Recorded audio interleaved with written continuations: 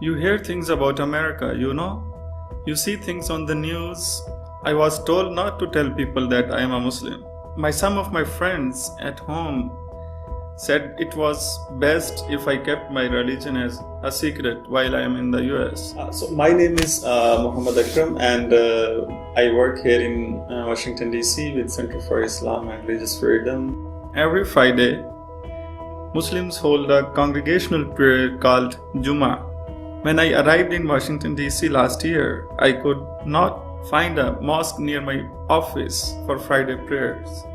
I asked my supervisor, Jennifer Bryson, and she said that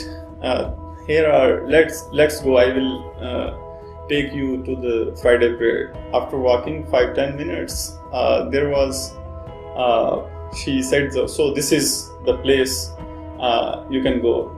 And I said, oh, this is the church. And but she said, no, this is church at upper portion. This is a church, but on the Friday, this is open for Muslims to offer together and to offer the Friday prayer.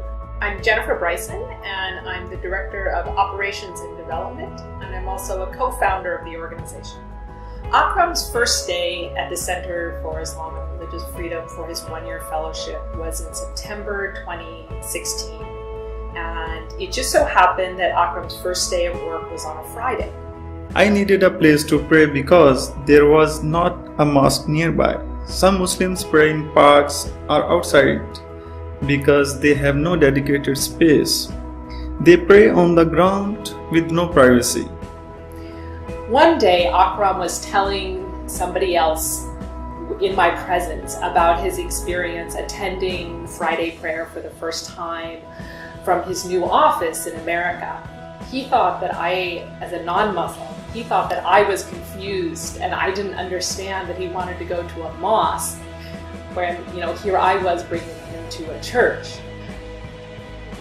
Friday church is what religious freedom looks like in action. But it was not the Americans who invented this idea.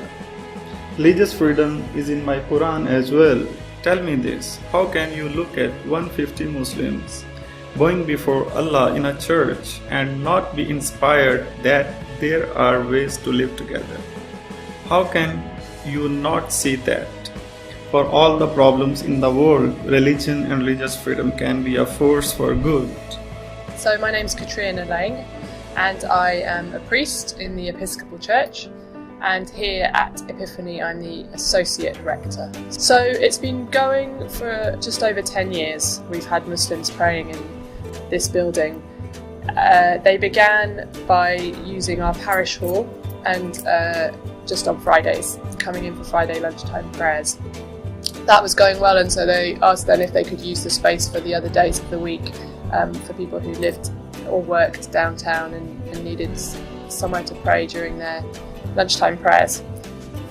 So they were all meeting in the parish hall, and then as the numbers grew, they became too numerous for the parish hall on a Friday, and so at that point they had discussions with the rector about moving into the sanctuary. Akram came back to the office one day after going to Friday prayer and told me I had a lesson today in what religious freedom is. And I was of course intrigued, and I said, tell me about it. Akram told me that day after Friday prayer, a man had stood up, and Akram said his name was Matthew, and he was an American, and that man converted to Islam that day. Akram said to me, Matthew, now isn't that a Christian name? And I said, well, usually, although names in America, I don't know from his name what his background was, but that's likely. And Akram was fascinated and really deeply moved that this man who believes that Muhammad is a prophet and there is no deity but God, as Muslims understand God, was allowed to profess this change of faith in public, essentially. I learned in Friday church that people who disagree on fundamental things can live in the space together and be decent to one another. I met people who are willing to reach out and stand up for their neighbors and say that religious freedom matters. Religious freedom matters in America. It matters in Pakistan. I was raised in the Middle East. A lot of my friends are Muslim, and my experience growing up and then in the academic work that I've done is that my engagement, my encounters, my friendships with Muslims help me be a better Christian. And to me that's what interfaith relations are all about, that you, by spending time in the presence of someone else from another religious faith background or from another denomination, you are encouraged to go away and think more about what it is, in my case, that makes me a Christian. We don't have to be the same. We can be different while occupying the same space, while eating together, and while contributing toward a better and more peaceful society.